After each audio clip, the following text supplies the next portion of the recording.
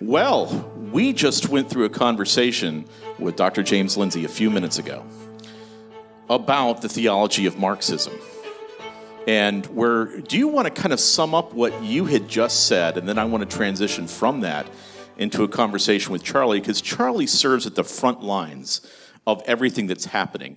In many ways, I've been behind the scenes for a number of years. James, of course, is front lines, but boy, Charlie takes most of the arrows. But Dr. Lindsay, could you just explain to us again what you just spoke about? Yeah, so we got another 2 hours.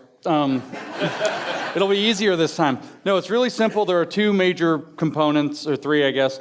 Marx wants to throw down religion as a mystification, and in place of that, he's going to take Rousseau's leftism, the idea of a social contract governing society in an increasingly socialist way, where we willingly give up our freedoms to achieve more freedom in the name of the greater good. And then he's going to tuck that into the Hegelian dialectic as a process to transform society into its ideal state. And so man is the creative subject in this religion who doesn't realize that he is his own God yet, but can realize that through this process by understanding the nature of his suffering rather than masking it with the opium of religion. And in the long march of history can actually realize his true nature, which is transcendent of private property, totally communistic, perfectly social, and social man lives in social society with no difference between man and society any longer, and thus everybody pays Marx's bills. And the way that we get there is that the conscious within this, the woke within this religion, the born again within this religion, however you want to phrase it, sees the means of production of man, society, and the world and transform it into a more human form, a form more usable by man, a form more suitable to man, which is essentially the Garden of Eden remade by men, for men, on earth, as it isn't in heaven. Charlie, how do you see that manifesting itself right now, not just within the political realm, but as well with the other cultural realms that you are dealing with right now on a daily basis? Yeah, first, honored to be here. Love sovereign nations, and I've known James for years. It's funny. Actually, two really, really important years, the last 2 years. I blew both these guys off years ago because they came up to me at some event, and I was like, I don't know what you're trying to do, but sovereign what? Like, I don't understand. That was a mistake, and you learn as you get older. And when I first heard James talk on my podcast, I was just blown away. I was like, this guy's saying something really special. And he's done more good work in the critical race theory debunking world and has not really received the credit he deserves for that. And so I just want to let you know, James, you've done a great contribution to our country. I mean that, truly. So I love the title, The Theology of Marxism. The reason I like it is that sometimes we are led to believe that our opposition does not have core beliefs. And that's a mistake. And it's easy to come to that conclusion because we kind of summarize like, oh, they only want power, they want motorcades, they want people to go fetch their Diet Cokes, they want to go to wine parties. That's somewhat true for some of the people in the ruling class in our country, but it's not true for all of them. The most dangerous people that are running our entire civilization are the ideologues. They have thought this through, and they have an answer for the chaos. And that's really disturbing. In fact, that should make you take pause. I would rather have the super corrupt person that doesn't really think it through, and they just want to be senator this or congressman that. It's the person that actually thinks they're going to usher in an equivalent of heaven on earth through the destruction, through the dialectic, through the destruction of the American currency, through the opening of borders, through the elimination of gender norms. They think through all of that tension of the thesis and the antithesis that they're actually going to get to something that will be meaningful and better. And this was illuminated for me in amazing detail recently where I went on Tim Pool's program, who's kind of a Joe Rogan type, and I was debating a legitimate Marxist, a communist, and we started talking about Hegel. And he stopped me because I said, what do you believe about this stuff? He said, Charlie, you're trying to tell me you don't think things are getting better? And they actually believe through the chaos, through the disruption, through the destruction, that transition will then lead towards some sort of inevitable perfection. Now, this is so pathologically insane for those of us that live in the real world, that are Christians, that are raising children, that are married. We just kind of look at this abstract ideology in the clouds and be like, yeah, go back to whatever weird, feminist studies department it came from. The problem is that this is running our corporations, it's running our military, it's running the top levels of our government, it's running our curriculum, and it's now being run at not just an American level, but a global level. And I've kind of spent a lot of time the last couple months. Some of you probably seen the campaign we've been running the last couple weeks, all around trying to get Americans educated on what the Great Reset is. I've spent a lot of time on this, and it is pure Hegelianism. It is the theology of Marxism, where, again, I don't know why they always pick Germans to run their one world government plan. Like were all the French unavailable? It's just right out of a James Bond film. Like, just you hear him talk, like, I inherently don't trust you. I'm sorry. Like, you could be saying that everyone should convert to Christianity, I'd still not trust you, honestly. Like, the way it's like, you must understand the Great Reset. It's like, no, actually, I'm not buying it. Like, it's really weird and creepy.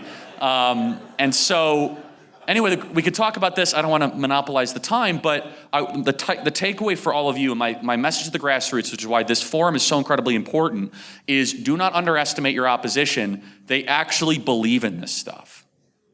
They believe in the destruction because they think it will lead to something, quote unquote, better. They believe in the queer theory.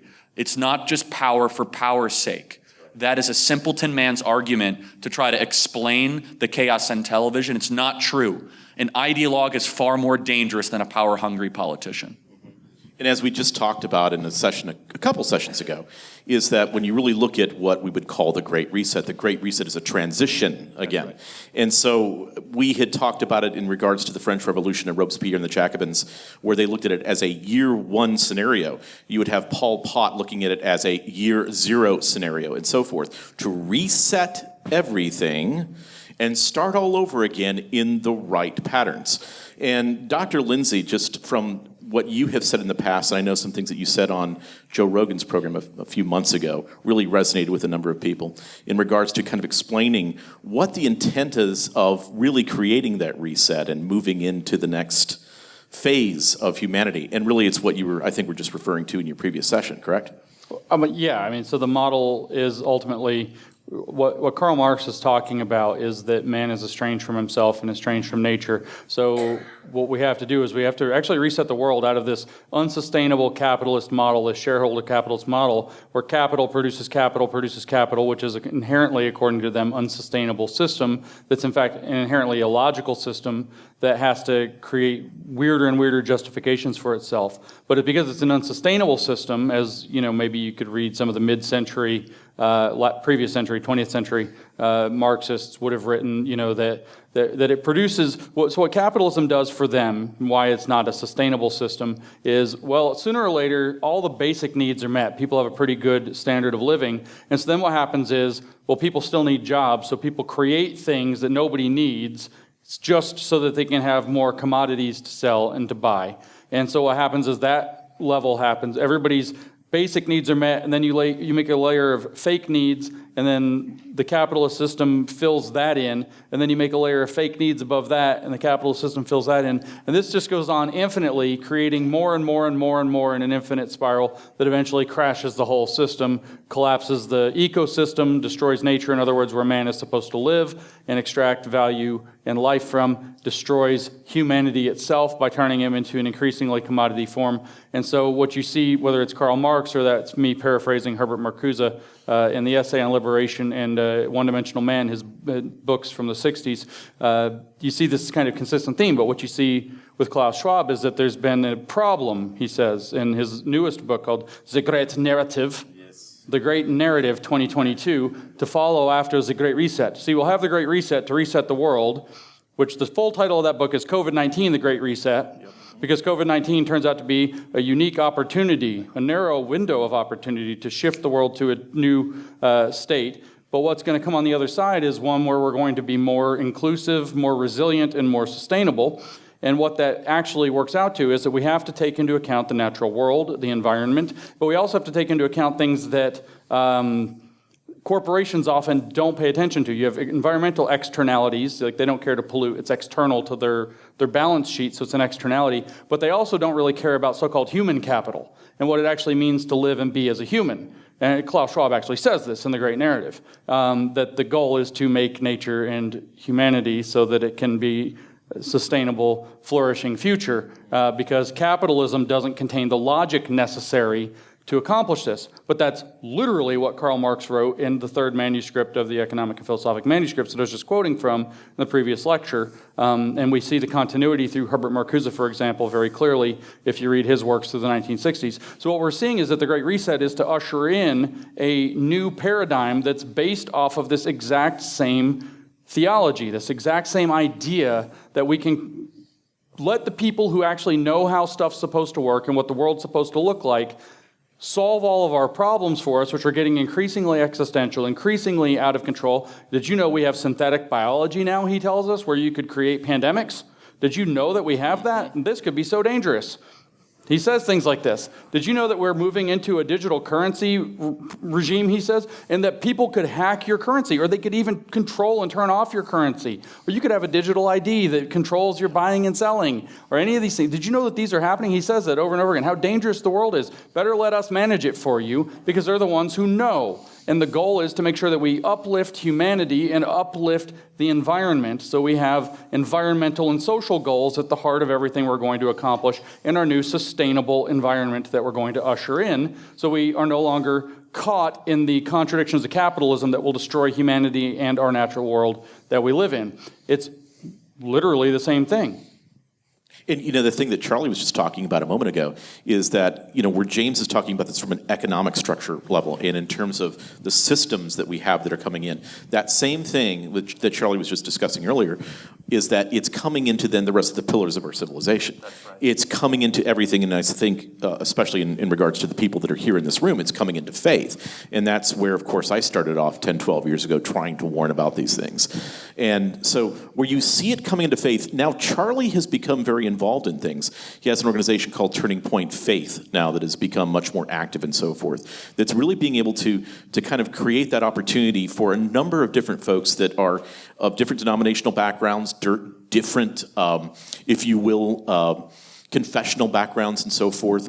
There's no one particular doctrinal standard in terms of what you believe about soteriology or pneumatology or anything else. But what they're seeing is, here's a threat that's coming for all of us. But it's not just coming externally, it's coming internally as well. And so just recently, he interviewed a very good friend of mine that that I do a lot of things with, Tom Askell.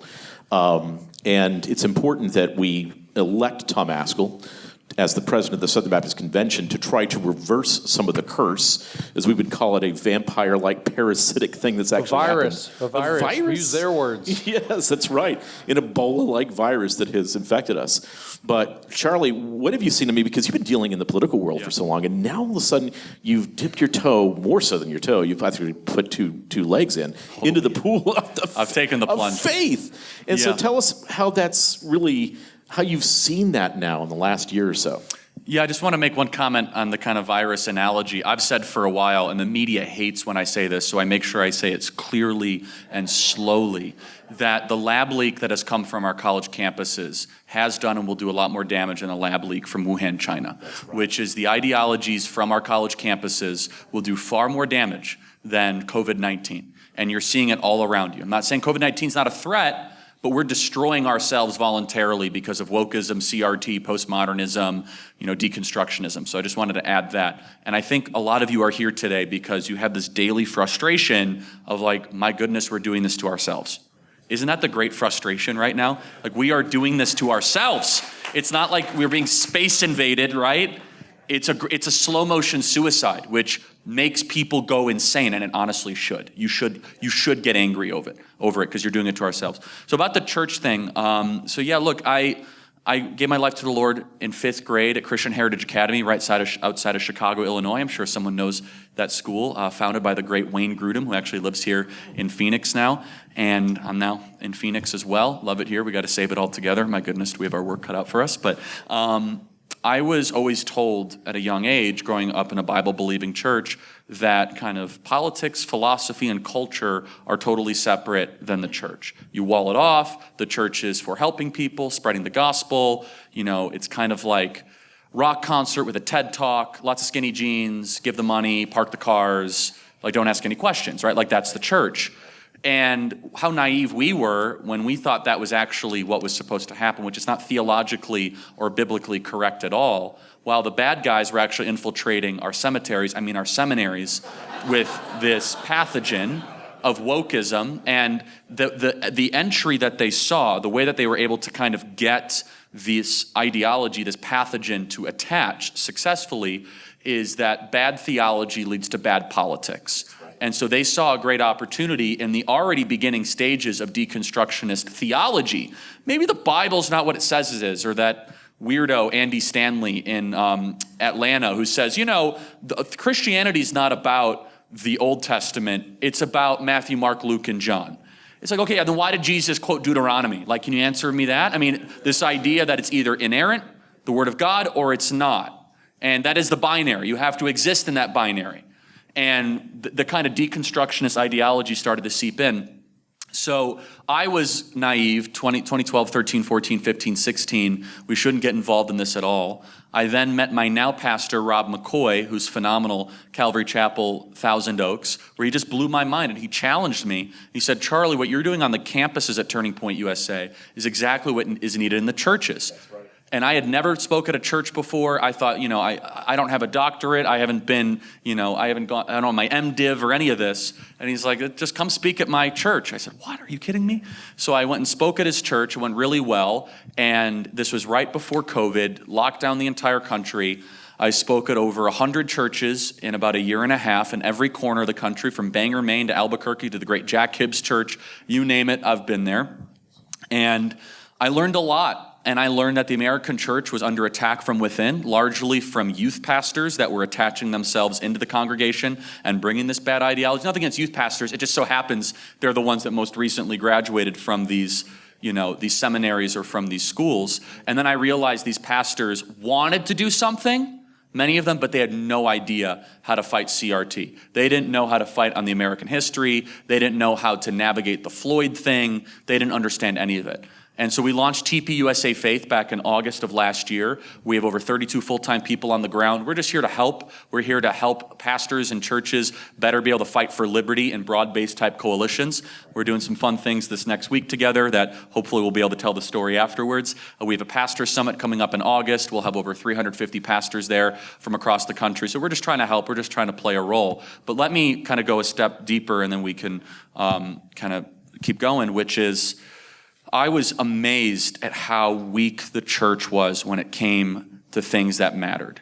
I was under the assumption that when the church was going to get locked down, that they were going to fight back. And these are the same people that were giving these sermons, like, gotta have your Daniel moment. And next thing you're like, yeah, the government told us to shut down. We have to shut down for 2 years and wear a mask when we shower and take 9 booster shots or whatever, right? The government tells us because Romans 13, really? Okay. Do you even know what Romans 13 says? And let me just talk about Romans 13 for a second. Does everyone know what that is? Okay, maybe or maybe not. Romans 13, submit to all rules and authority because God puts them in authority. It's just so simple. You just ask a pastor, okay, who's the authority in America? Oh, the people are the sovereign. Then who submits to who? The mayor submits to us. The senator submits to us. The president submits to us. We don't submit to them. If every pastor gave that sermon when COVID began, we would be a much freer country. Anyway, it just drove me insane. And so I'll just end with one more philosophical point on this, where I think the church missed a great opportunity, which is everything that James is talking and Sovereign Nations talks about comes down to some very simple questions, right? Which is, do you think human beings are naturally good and predisposed towards good, or naturally predisposed towards evil? Now, you could be a mixture of both, obviously, but we as Christians, it's not even, you cannot come to a different conclusion than original sin. You can't. You're reading something different if it's not original sin. That's really important, because the Marxists, the Rousseauians, believe that we're naturally good in the state of nature, and that it's the environment and it's the country and it's private property that then corrupts us. But if you believe that people are naturally not so good, you should be thankful and amazed we've been able to do anything decent at all. And it's a totally different approach. And the church has the easiest answer to this, and they should be the loudest on this. And on the most important question, what is human nature, the church has remained silent. So My mission is to help the church and pastors wherever we can, regardless of denomination, regardless. We had a pastors roundtable the other day. We had a Baptist, a Pentecostal, we had an Episcopalian. Don't ask me what they were doing there. A Lutheran, love the Episcopalians, but they're a little wacky on a lot of stuff. Yeah, and they're all arguing on theology. Okay, listen. They're like pre-trib, post-trib. Like, I'm pan-trib. Okay, it's all going to pan out at the end. Okay? I said, if you guys keep this up, we're all going to be arguing our theological differences from prison. Like, cut it out. Let's fight for liberty to set the captives free. That's right. Let me just hop on real quick here and point out that my friend Charlie is a busy man. And so when he just said what he just said, the really deeper point before that part that was really hilarious, he didn't hear what we said all day today. Right. You're hearing it from another. He heard about the last 5 minutes of what I had to say from the back. He didn't hear it, but he said the same thing Mike told you. He said the same thing I told you. It is actually the interpretation of what's going on in our society and the philosophy that's led us here. Or I should say the theology that's led us here. Right, and so when you think about what happened 3 years ago when I got up on top of that New York City rooftop, how many of you have seen that video with me and James Lindsay and Peter Boghossian? So 3 years ago when we did that, and basically I knew I was taking a huge gamble, but I had to do it because this is really the issue. So you have these two guys that come from the New Atheist movement previously that had the exact same thing that deconstructed that movement happening within the Southern Baptist Convention. So we're talking about Resolution 9, we're talking about critical race theory and intersectionality. And so they had the exact same experiences. It's almost as if you get this social justice for dummies box. And it's every single organization, every single corporation, every single educational model, everybody gets it. Ravelry, the knitting group worldwide, is doing the same thing. And so when you realize that it's happening at the same time, using the same techniques and strategies, and really trying to completely deconstruct everything. So now you know what this is. We're really all in this together. And so if we are, there has to be a response from people that are saying, we understand what the fight is right now. Now, that doesn't mean, and I mean this in the Francis Schaeffer sense, this doesn't mean that you need to give up your confessions or give up the things that you believe in. Far be it from that. We can have those arguments, and we can have those arguments later. But right now, we really have an insurrection as well as an outside attack happening at the same time. It's shock and awe ideologically in a fifth-generational warfare sense. So you have Charlie, who's involved with all these things. And I do want to confess something to Charlie. I think some of you know this. I've told you before. There was about 10, 12 years ago at a CPAC, somebody introduced me to Charlie to see whether or not I would help to manage this young man. So you blew me off. I blew him off. James knows that. I blew him off, and I was like, yeah. So last time was retribution. Apparently, I'm the victim here because I just got caught in the crossfire. So they got this feud, and here I am getting blown off by... There's no feud. I was like, what am I doing with an 18, 19-year-old kid? And whatever, I'm sure he's got a lot of potential. Thanks a lot. But you teamed up with an atheist instead. Nice work. You talk about the dumbest thing I've ever done in my life. Anyway, but then the Lord brought James Lindsay into my life, so that's good. Amen. But so I think the thing that you realize is those of us that believe in the Lord, I believe that there's a lot of providence at work. And the thing is that, as I said to some of these folks that are with Charlie in the back room over here, is that the sands in the hourglass are few right now. And we have to think about how we need to fight these things. So, in essence, a lot of people want, and I believe that I want to bring this up first before we jump into ESG. What I see, and you just tell me what you think about this, is that one of the greatest threats that we face right now is a lot like what's facing the Republican Party. It's basically the same model, is where you have the old Hegelians, the young Hegelians being the radical Democrats, old Hegelians being the rhino Republicans. But what you have now, in the last year and a half, is you have a lot of guys that are now talking about critical race theory and intersectionality, and it's very bad, but are unwilling to look at the guys that brought this in, that are now trying to make sure that they slide past everything using the Mott and Bailey to be able to stay in leadership and continue on like a Mitch McConnell, like an Adam Kinzinger. You can name whatever name Salazar in Miami.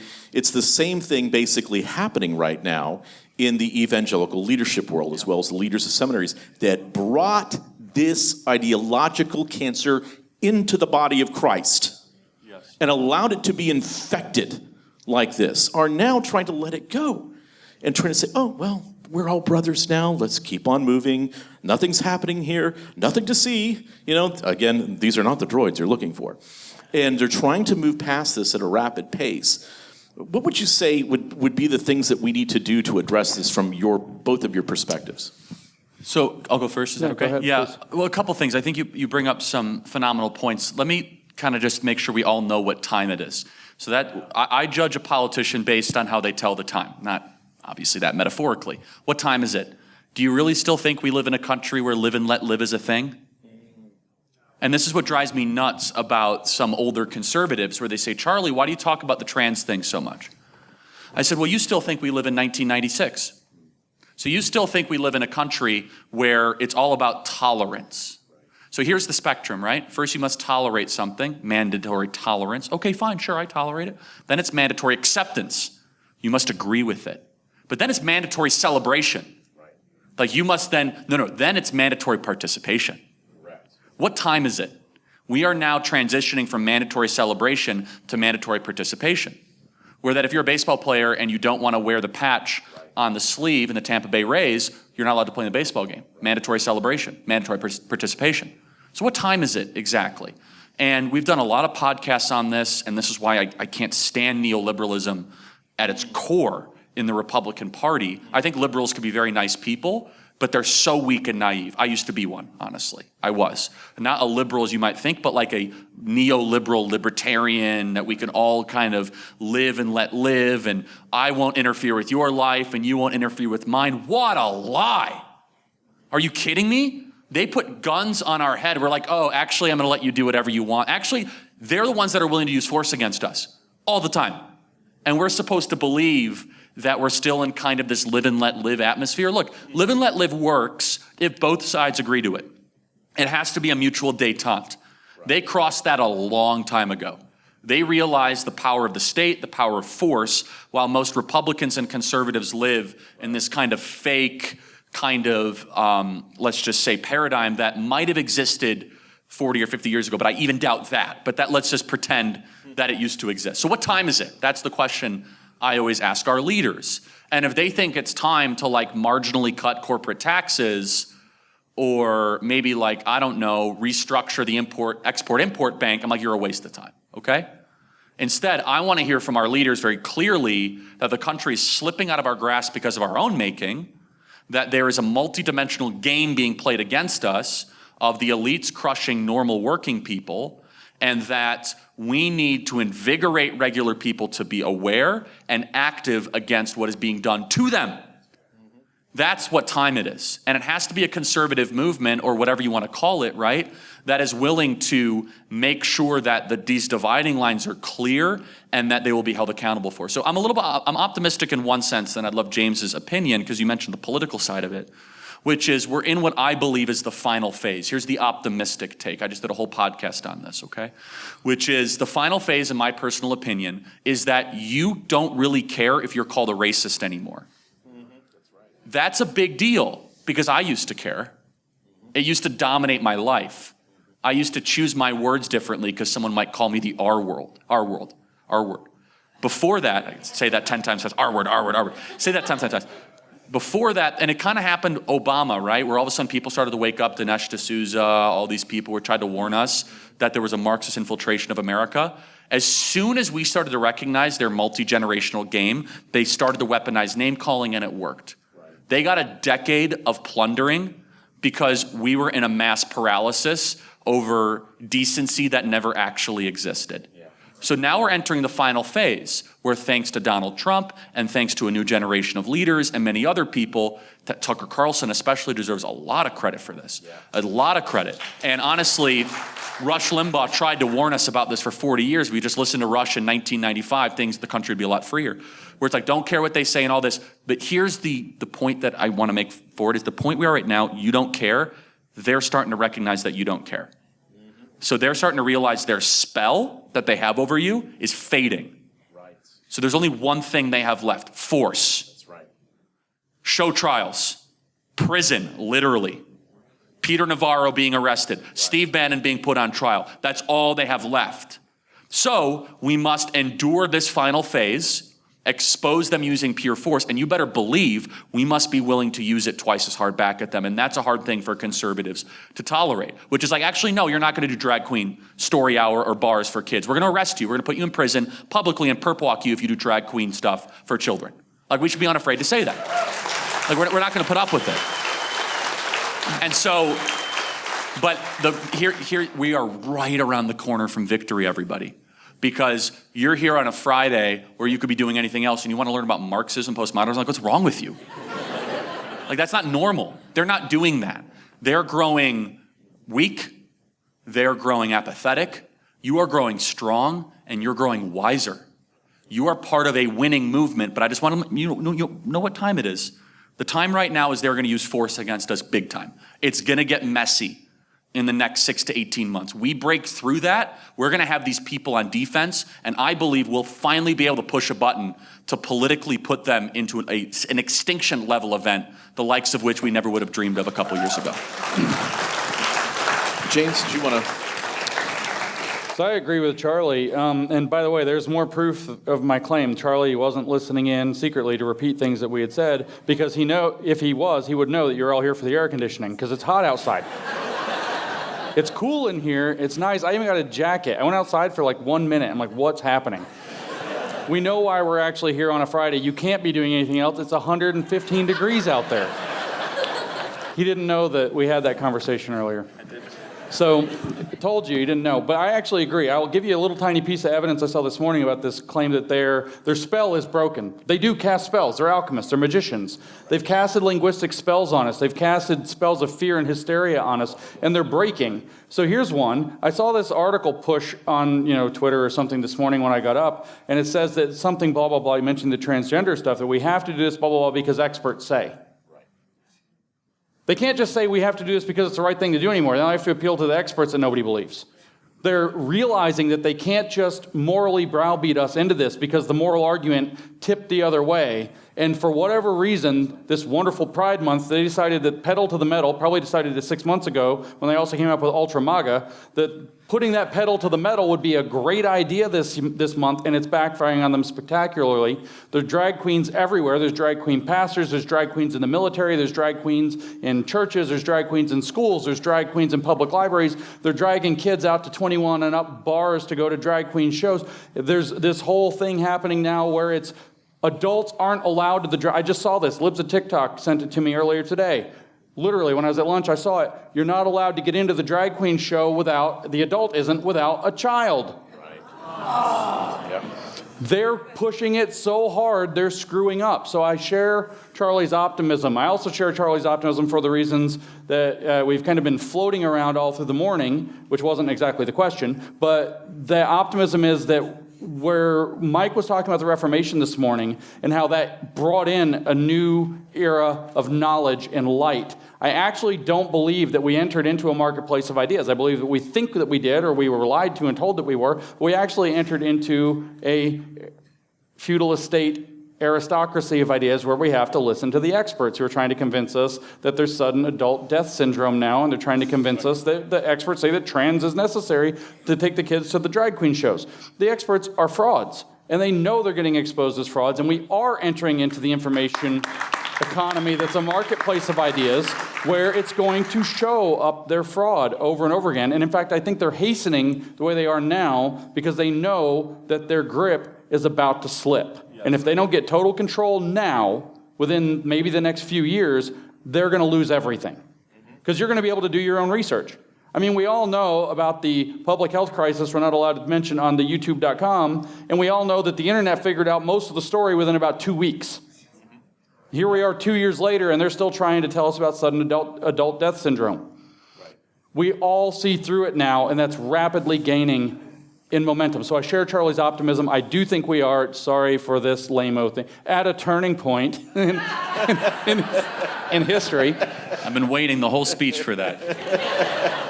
You can pay me later. There you go. I already did. So, but to answer the question, what do? I get asked something all the time. James, do you think that these people really know what they're doing, that are implementing this stuff, that are bringing it in through the door? Do you think they just maybe made a mistake? Do you think that they're incompetent? Or do you think that they're evil? I don't care, fire them. Yep. Oh, they're incompetent? Let's keep her as something in charge of the Federal Reserve? Janet Yellen? No. Oh, wow, we didn't know about the inflation. We just got hit with a bunch of shocks. We had no idea shocks were coming. There were shocks. It tricked. Okay, great. Nice job. Next. What is the phrase? You fired. Right. If you're incompetent, you're gone. If you're evil, you're double gone. Right. It's really simple. You have to be able to comprehend this. These were not honest mistakes after a point. They became negligent mistakes after a point, if they were mistakes at all. And then many of the people that were implementing these things knew exactly what they were doing, which means they were engaging in sedition and treason. Right. Exactly. Those people have to be held to account. That's right. The people who have allowed this to happen have to be held to account. Courts can adjudicate whether it was intentional or unintentional via the processes that we use to make those judgments, and judges can make those adjudications and give the sentences that are fitting. We should preserve that. But this accountability is 100% and absolutely necessary. The people who were bringing this in, whether through negligence, Yes. which maybe it started as honest mistakes, but it became negligence, and it became greed. It became somebody gave them a check for their ministry or gave them a check for a grant for their project, and then they were like, wow, we hired all these people, we built this cool new building, and now we've got this mortgage, and it's like, you want another check? We're going to make some changes. Well, guess what? In that instant, you became complicit. When you didn't say no, you became complicit, and accountability is necessary. So for these people, the attempt to skate by this, I get it. But no, accountability is the way we right the ship. That's right. The ship has listed because these people have pulled it so hard to the left, and we have to throw them off and bring the ship back upright. The accountability is necessary, so they don't get to skate by this. Now, you talk about the brought in the CRT, brought in this cancer, brought in they're going to just try to glide by it. Oh man, since we're going to just transition, I know where we want to go. Wait until you hear about the people who weren't really responsible for implementing ESG. We were just doing corporate best practices. We had no idea. Right. Absolutely no idea. ESG is going to be the biggest accountability hole. Everybody's going to pretend they never did it. The rats are jumping ship on that already. So I'm telling you, accountability is the key. Well, sorry that we were talking while you were saying, because here's the thing. I was talking to them. So I talk to you all the time. remember we were talking about earlier, and this is why I said through the day, hey, we're going to hold off talking any more about this. But here's the, let's go ahead and pull up the hood over what's happening with this entire move into the fourth industrial revolution, which is really more spiraling into the dialectic. And when you take a look at what's really powering all of the changes that we just discussed in economics and education, in corporate areas as well as within faith, at the center of this, and this is what I kind of blew up this week on Twitter in regards to Guidepost, the organization coming out with the SATF on the Southern Baptist Convention, was that they are ESG driven. The organization that they brought in to do their entire report in the Southern Baptist Convention is driven by DEI and ESG. Yes. But ESG is the thing that's actually behind everything that we see moving right now: environmental, social, and governance. Right. So when you talk about ESG, you're talking about the religion of environmentalism. You're talking about an enviro-communist, socialist, fascist move that's happening right now that is a hybrid synthesis of the worst of all ideas, a gain of function of the worst ideas of mankind. So when you look at ESG and you see how that's driving everything, and I know you've spent a lot of time trying to convince folks like Dr. Jordan Peterson a long time ago about how this was happening and so forth. How is ESG driving nearly everything in this entire move, and why is it something that we need to focus on? I know it sounds obscure to some of you folks, but why is that so important? Can I? Mm-hmm. So let me just say a couple things on this. The corporate topic is something I'm really passionate about, which is kind of involving in all of this. The only thing I hate more than wokeness is weakness. It drives me crazy. It's okay, fine, the wokies are always going to be around there. They're only powerful because of weak people. Okay, they're only powerful because people in power that didn't have courage allowed them to take root. And if there was one community of people that I think is most responsible for where we are, it would be people that knew better and did nothing. Also known as our Fortune 100 CEOs. I mean, these people are despicable. I don't say that lightly, is that they all went to the best schools and they get held hostage the same way James just articulated it by their $26 million a year salary, by their kid wanting to go to the same school they went to, and they are held hostage by the wokey insurrectionists that come from the HR boardrooms and say, okay, here's what you're gonna do, Coca-Cola. You're gonna have a whiteness is evil PowerPoint presentation. You're gonna have Robin DiAngelo come in. But it's even worse than that though, because ESG is actually structural. It's about financing. It's about we're not going to partner with your company if you do not have a proper ESG score. And this really does kind of come from the top. And I love markets, you guys love markets, but we should also be honest that markets should serve people and we do not serve markets. It's a big difference. We are a country that has an economy in it. We are not an economy that has a country in it. This is what makes us conservatives, not libertarians. So when I see a company that has $10 trillion in assets run by Larry Fink, and they're going and buying single-family homes, and they're gonna start rating who can rent the homes from them based on their social score as a citizen, I'm like, that's not, I don't, you could call that capitalism, that's disgusting, it's wrong, we shouldn't put up with it.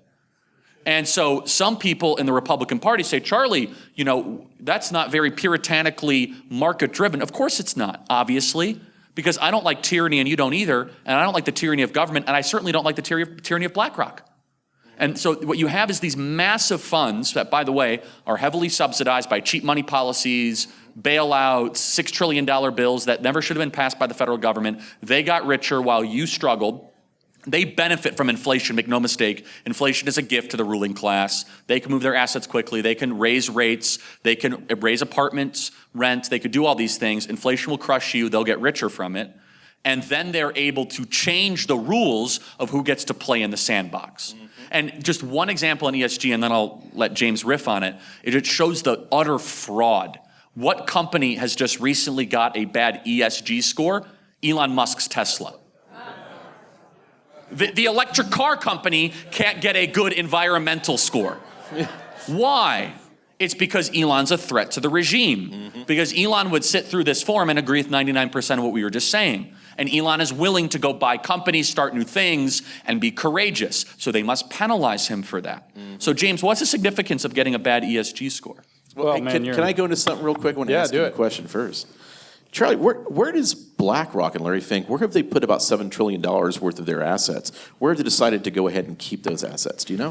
I don't. I mean, I know they've been doing farmland and a lot of single-family homes, but you got to tell me. Well, in terms of their liquid assets, they put a lot of them in China.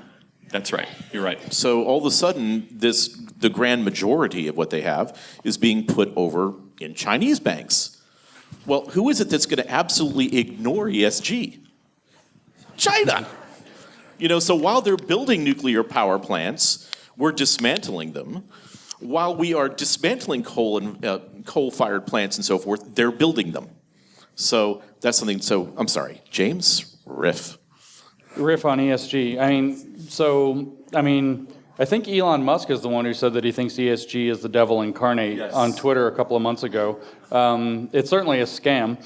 I've described it, if you want to control the bull on Wall Street, the way you control a bull is put a ring through its nose and jerk it around. ESG is that ring. Turns out that Charlie left out a very important piece of why it should really irritate you. Because Larry Fink isn't screwing around with markets and gaining control over them with his ESG scores, which, by the way, if it was really like people haggling out what does sound environmental policy look like, what does sound social responsibility for corporations look like, what does sound corporate governance look like, and they're haggling it out, and there are different answers to this question, and they were debating it, and so on. ESG, whether or not it serves the interests of long-term profitability, which is the justification they give, that's an open question that would be worth answering. But it's not. Larry Fink gets to decide what's environmentally sound. Larry Fink gets to decide, or whoever's working with Larry Fink in some kind of a, I don't know, what was the Russian word for council again? Soviet. That's right. They get to decide what's environmentally sound, socially sound, et cetera. So all of a sudden they can tank Tesla on their ESG score because Elon Musk said, well, Twitter seems whack, maybe I'll buy it. And they're like, wow, Tesla has a terrible social score now. It's terrible. Elon has terrible social skills. He's autistic. They even said that. Yeah, that's right. So that's ableism by their own standards, and they don't care because their standards don't apply to them. Hey, what was the other thing that Elon Musk actually said that probably set them off in regards to ESG? That it's a scam? I don't Correct. know. The ExxonMobil thing was the most interesting one, where he said, why is it ExxonMobil has a good environmental score and Tesla doesn't? Right. And like, look, we love fossil fuels, but he's right. I mean, obvious. Yes. It's because ExxonMobil bends the knee. ExxonMobil will worship Molech, and Tesla will not. Yeah, so the question then, the thing that Charlie didn't touch on is, where in the heck did Larry Fink get all this power? Well, Larry Fink runs a index fund management, which is passive investment, which means your retirement, your pension funds. He's taking trillions of dollars of everyday people's retirements and leveraging that against the entire market so that it falls under his control and his definitions. So the way that it works is that if you don't meet the definitions of BlackRock, Vanguard, whoever all is in the cabal of the Council, the Soviet, of controlling that, deciding what these words mean, the World Economic Forum's right in their hand in glove, if you don't meet the Council's, the Soviet definitions of environmental, social, and governance, they're going to leverage your retirements against companies that don't play ball. Coca-Cola doesn't want to play. Well, maybe Coca-Cola isn't going to get so much investment capital anymore. But you think Coca-Cola's huge. It doesn't need investment capital. It just has to stop alienating customers and selling loads and loads of Coke, because Coke is great and totally American thing. But that's okay, because BlackRock and Vanguard and these companies that are in the cabal or the Council, the Soviet, own something like 30% of Coca-Cola. So they're like, Coca-Cola, play ball, or we'll sell all the shares, and your stock price is going right in the toilet. And if you spiral down and crash into the mountain, so be it. Good luck, because we're not giving you anything to help you. This is what's called extortion or racketeering. That's right. This is a racketeering scam run by a cartel. But if you say these words, people get real scared. That's how this is at. You want to riff. This is a cartel running a racketeering scam based off of cooked books, environmental, social governance policies that can change like that.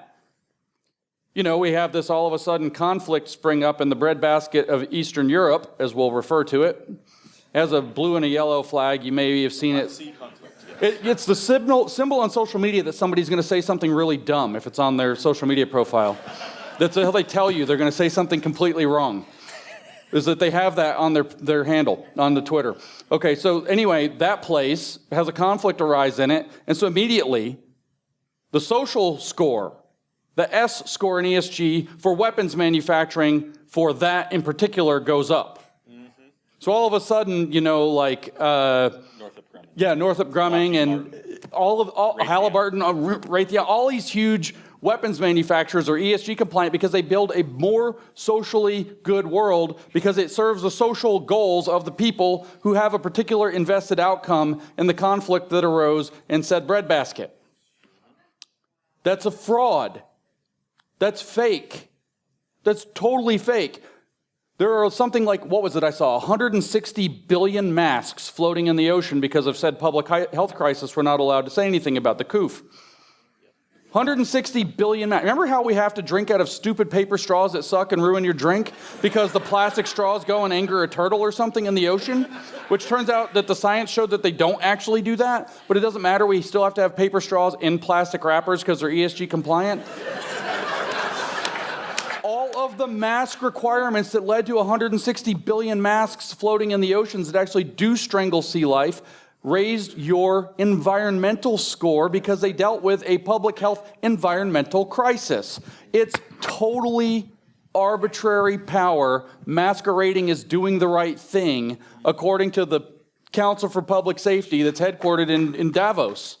It's a scam. It's a cartel. And what they do then is they go through the fund managers, right? So they'll go to BlackRock, Blackstone, they'll go to the big ones, and they'll get them to sign an ESG pledge. So they'll get the HR wokies to pressure them. Okay, sure, I'll only trade with ESG-approved companies. So then what they've done is they've created ESG ETFs, and then they'll only be allowed to trade within the companies on the ETF. So the significance of Tesla not being on the ETF, they'll be fine because you guys will still buy Tesla stock because it's actually a great company and he's done an amazing job.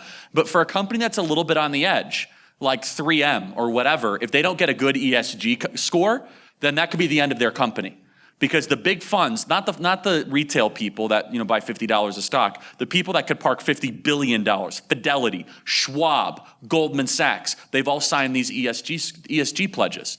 And by their own pledge, they're not allowed to then go trade if it doesn't have a certain ESG score. So that's a way how they've been able to hold all of corporate America hostage. It's a massive hostage-taking scenario. And they all, and the CEOs that have done this, you could just see their excuses. Well, we had no idea. Like James said, we didn't know what. Of course, you guys are so weak. All you care about is your second or third house in the Bahamas. You don't care about the country. You don't care about the nation. You don't care about your children. All you care about is that $26 million bonus. And I mean, Jesus was right. It's the love of money, not money itself, that is the root of all evil. And these corporate hacks, man, I'll tell you what, the reckoning has to come against them because they knew better. They were tasked to actually be guardians of our country. And one final thing I'll say with this is that if you go to any sort of history class, by the way, we just launched Turning Point Academy here in the Valley, which is very exciting. We're partnering with Dream City Christian. Enrollment's open, so if you're sick of your kid's school, come to our school. They'll learn real history and real civics, vetted curriculum and trained teachers. It's going to be awesome. So if you want more information on that, happy to give it to you guys. But if you go to any other history course, they'll vilify Carnegie, Rockefeller, and JP Morgan Chase. A lot of that is misconstrued. Some of it's true. But I'll say one thing about the titans that they called in the Gilded Era. They never would have signed an ESG pledge. Those guys loved America. Rockefeller, Carnegie, and Chase, they loved America so much that they bailed out the U.S. government when it was necessary. They never would have signed an intercontinental agreement around some arbitrary ideology. They're like, no, we're rich and we love the country that got us rich. Something happened, and I think you know why from this, where all of a sudden the rich people end up hating the country that made them rich. Now let's talk about the S in ESG and really how this applies to average everyday Americans. Now you may be thinking that, well, I'm not heavily invested in the market. What do I care about ESG? Well, unfortunately, it then populates everything. It's not just a question of products. It's a question as well, financial institutions. But then, in regards to you personally, and what actually is articulated through DEI, diversity, equity, and inclusion. Does that, and I already know the answer to this, but please, if you can, how does that end up actually become our credit score? And then those that are doing business with us or employing us have to start to consider what our scores are as opposed to just the corporations. Well, I want to start by telling you you're mispronouncing the S. It's not pronounced S in ESG, it's pronounced S, like the hiss of a snake. Like the hiss of a snake. It's really weird what it is. So I get asked a lot why it's impossible to get, say, a university, often to get a company, to get anybody to try to dismantle some of the DEI apparatus. You can't find a single university that every university president knows. They know that they're going to have the biggest boom in enrollment that they've ever seen, ever, if they just kick out the woke stuff. They all know this. But not a single one of them will do it. And that means there's something much bigger holding them hostage. And what it largely is, the DEI department is serving the S score for their ESG, which is running their entire organization's pension funds, it's in access to them. It's running their organization's investment capital capacity. It might even work out to where it's running their ability to take, say, federal student loans at some point, or all of these things. So they're beholden to this thing. So you can't get rid of the DEI department in a single university because it's about 80 to 85% of the S score in ESG. It's pronounced like the snake would say it, right? You get the reference. I read the reference actually earlier. In my talk. Did you know I quoted Genesis in my talk? It's good for an agnostic. You used to call yourself an atheist. Progress, like Hegel would say. Progress. Right, everybody? Progress. Yeah. It's very progressive. I mean, the way you described conservative earlier, I'm like a conservative all the way too, so watch his jaw drop. There you go. He's been waiting to hear that for like 2 years. I said, James, I think you're more like us than... My favorite quote ever from James was at a Turning Point USA event, America Fest. I know a lot of you guys came to that, and if not, you guys got to come in December. It's amazing, 10,000 plus people at the Phoenix Convention Center. And James, he said, if there was a devil, he would have created queer theory. I was like, that's really a big statement for, an agnostic. I was like, I totally agree. Like, this stuff is demonic. But I want to just mention one other thing about the social credit system. We're already entering into that. This is going to impact banking. It's going to impact your own ability to get financing. They are trying to create a reward and incentive and inversely a punishment system if you participate in wrongthink. If you participate in the wrong thoughts or you vote for the wrong person, they do want to be able to have a financial pressure against you. So I do want to mention one thing that we have to do in the last 5 minutes that I just kind of as a solution to this, you're like, wow, this is so overwhelming. It is. But I do believe that this is the importance of philosophy and ideas, which I know can make people, kind of bored at times. But you're all very invigorated by all of this, which is the more we're able to get our message out, all we have to do is flip a couple of these people. That's all we have to do, is that we don't have to win them all. We just need a couple more defectors like Elon. Look, they're going to throw everything they can at Elon. I live in Scottsdale. Every third car is a Tesla. Unless they, take Epstein, that guy, he's going to be a force to be reckoned with. Meaning that they just red-pilled the guy worth $220 billion. And he's obviously game for impulsive transactions to try to save Western civilization. Awesome. And the point is that we don't have to win them all over. That's why people like James and Sovereign Nations and all of you are so important, is we just have to have a couple defectors. And then we have to build our own stuff and then meet them in the middle. We have to build schools, we have to build churches, support the good churches, build families. Look, it seems overwhelming, but here's the thing. They're so incredibly weak, all these people.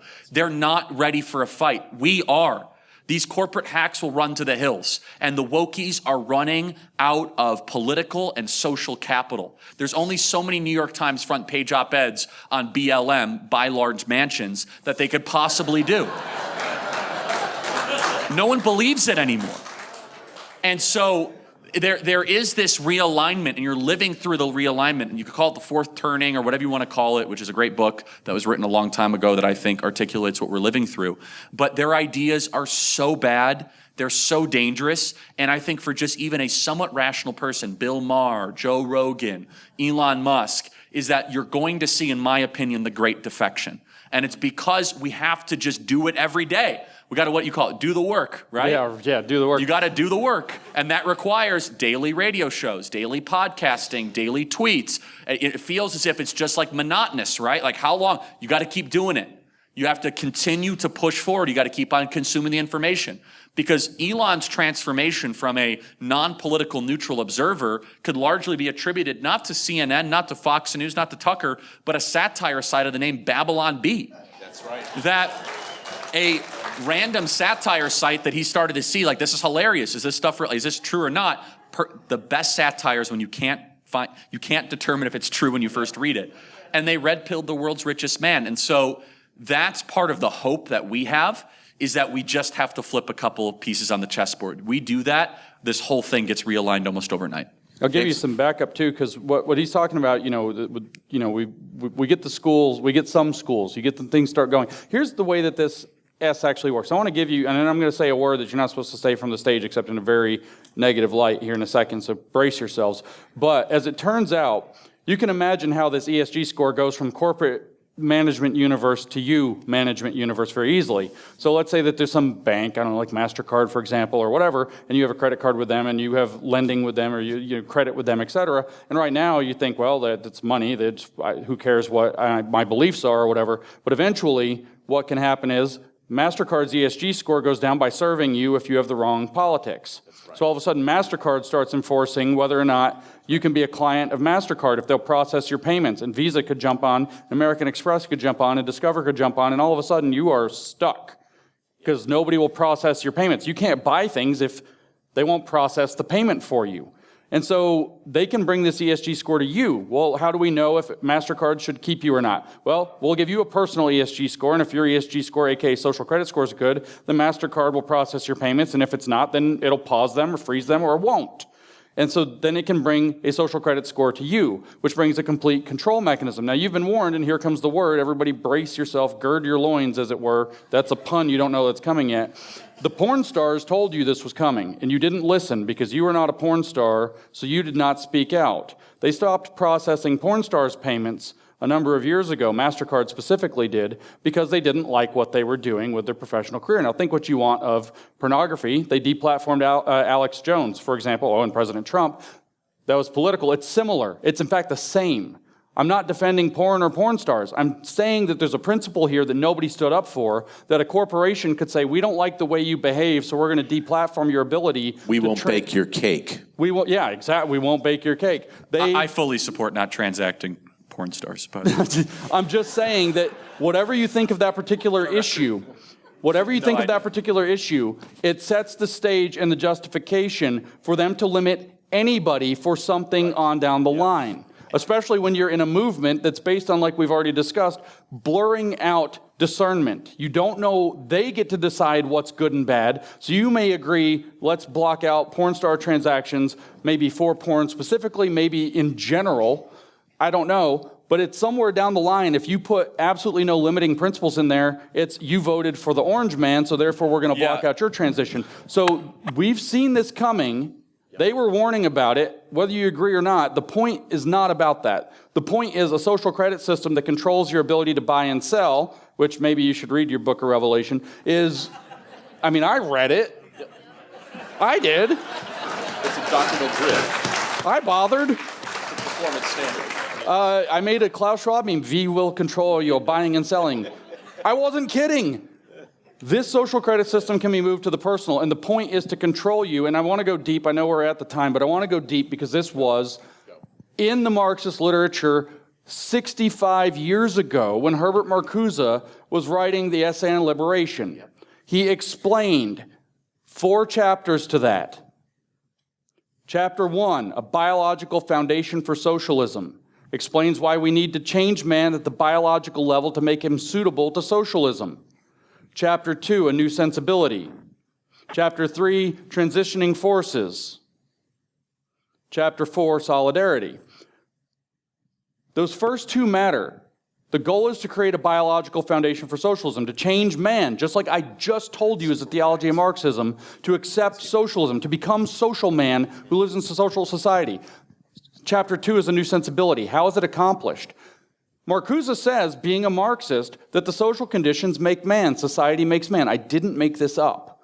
He says that. He says, in fact, that society interjects morals that make man's vital needs. They define for man vital needs. So if you were to interject other morals, force people to participate in other moral codes, say through an ESG social credit score, that if you behave wrong, then you're punished, through an algorithm that conditions what you're allowed to see, through deplatforming algorithms that take you away from your ability to communicate if you don't act the way, they can put a new moral system, a new morality, he says, a new rationality, he says, a new sensibility, he says, and introject it into the person until it changes him at a biological level to be made not just suitable for socialism, but to where he can't live without it.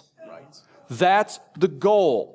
That's what the social credit system at the end of the ESG rainbow is meant to accomplish, to condition you to the point where you can't function, so you buy into the system until you live the morals, the equity program in the E and the DEI and the S score, until they become so natural to you that they're spontaneous and you don't know any other way to live. That's right. It's exactly the Marxist theology incarnate. That's what this is about. A system of total control to remake you for their sustainable. They put the sus in sustainable, I say. Very sus. That's the kids. Ask your kids what sus means. Charlie knows. I know. That's the goal. That's the objective, to remake you or to make you absolutely unable to participate in society and thus irrelevant until you expire on some minimal program that they allow you to have for justice until a new morality is established so that people can't live without it. Klaus Schwab says explicitly, when he's talking about ESG and the great narrative, he says explicitly that the government and the corporations will partner in a public-private partnership to enforce it from the top down. And meanwhile, the young people will be raised to need it, and they will demand it from the bottom up. Did we not talk about top down, bottom up, inside out this morning? Of course we did. No BS. We're telling you what's going on in the world, why it's going on in the world, and how it's going on in the world. So how do you resist it? They want to introduce a new morality and introject it into you. Whatever tools, ESG, corrupted schools, etc., they're using to do it, you make alternatives to that. That's how. That's how. Charlie, wrap it up and give us a charge. So a couple charges. All this seems overwhelming and intimidating. When you read The Great Reset, you'll own nothing and you'll be happy. America will no longer be the world's superpower. Western values will be brought to a breaking point. There's some other goofier ones on there, but everyone will be going to Mars and lots of refugees and all that stuff. But those are the three that we could focus on. Look, all of you, here's the cool thing. Here's the message of empowerment is today and tonight, many of you have to make a decision. Some of you already have, is that I'm going to embrace self-government. Is that I am going to be able to sustain myself and my family regardless of what they do to me. Don't be taken by surprise. And yes, that goes from food, that goes from your ability to protect yourself physically, be able to transport yourself. You have to embrace self-government. You got to get back to local communities, strong churches, strong families. Empower yourself. And that will make you a happier, more joyful warrior. I mean, for me personally, it's like, okay, we're already divested from MasterCard. For example, we don't use any of the big banks at Turning Point USA. We're smarter than that. Our COO got canceled by Bank of America for wrongthink. It's going to happen to all of you. Stop using the big banks. Go find the local ones. Go find a credit union where you can look at them in the eyes and keep your money there. They will take your money and freeze your accounts if that happens. If you run a business, you're especially at risk. They could make it where you can't do payroll, freeze all your money because you made a contribution to Blake Masters for Senate or because you supported Donald Trump or whatever. And so you have to embrace self-government in every form or fashion. That goes from the education of your children to the ideas that you consume to where you go to church to all these things are so incredibly important. And our founding fathers wrote extensively about that. And then I just want to reinforce a couple things, which is don't underestimate the power of philosophy and ideas. Learn something new every single day. And this is why I'm a big fan of Hillsdale. Please take their Hillsdale online courses. They're amazing. You guys can go to our partnership website. It's charlieforhillsdale.com. I'm on the radio 3 hours a day here in the Valley, 9 to 10 on AM 960, and then in the evening from 6 to 8 on AM 960. And we're always trying to teach you something because I've been taught so much by these two amazing people on stage and people like them. I think informed grassroots citizens is the greatest weapon against the left. We do 3 podcasts a day. If you guys want to subscribe, it helps us out a lot. But beyond that, find things where you're learning and you're constantly being challenged. And you might disagree with what's being told, but at least you have a good argument in response. That will make you a sharper citizen against the regime. You could be a serf, you could be a slave, you could be a subject, or you could decide to be a citizen. And the final thing is that I'll say with this, a lot of you came here probably, and you're like, Charlie, I've done everything that's been asked of me. Okay, I watched Tucker Carlson, I bought the pillow, I have a closet full of Relief Factor. I reverse mortgaged my home. I have more gold than I know what to do with. I bought that weird chair that goes up the stairs. Charlie, what else can I do? There's only so many Trump coins I could give my friends. And the answer is no longer be a spectator, but be a participant in this fight. Right. It's the man in the arena that counts. Build new stuff. And if you can't build new stuff, support the people that are building new stuff. And what do I mean by that? Businesses, nonprofits, churches, communities. There's the fighters and the people that help the fighters, okay? You could be a Washington or you could be a Hancock. Hancock, despite his big signature, never wore the uniform of the Continental Army. He financed it, though. He supported it. He was like a logistics manager. There were no supply chain issues back then. He knew what he was doing. But Washington was on the front line. Some of you are going to be called to the front lines, run for office, run for school board, do all those things. Some of you, that's probably overly intimidating. It's not an excuse not to be involved. Pray for your leaders. Find the warriors. Pray for James. Pray for sovereign nations. You pray for this work that's happening, and then you actively help them. What I'm getting at is it's going to take all of us, and I could tell you right now, the people in charge, they are the angriest winners that I've ever seen. They're the most paranoid winners in the history of the planet. It's because they can start to feel the ground that they're standing on trembling. And it's trembling because the citizen is starting to rise to challenge their power and kick them out once and for all. And that's your marching order here for tonight. Ladies and gentlemen, would you please thank Charlie Kirk and James Lindsay.